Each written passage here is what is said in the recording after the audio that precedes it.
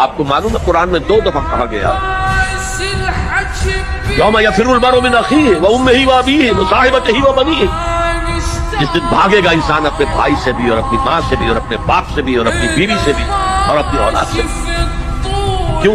نفسی نفسی نفسی نفسی نفسی نفسی، میری اولاد کو جھونک دو، میرے ماں باپ کو جھونک دو، میری بیوی کو جھونک دو، بیوی کہے گی میرے شوہر کو جھونک مجھے۔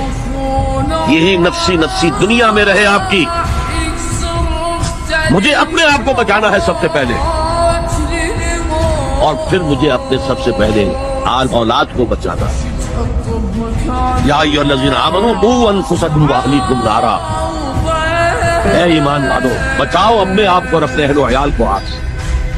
یہ کام ہے آپ کریں اور سمجھ لیں، نہ بیٹا کام آئے گا، نہ جورو کام آئے گی، نہ باپ کام آئے گا، نہ ماں کام، تمہارا اپنا عمل۔ اگر تم اس راستے پر چلے، اپنی ہمت کے مطابق چلتے رہے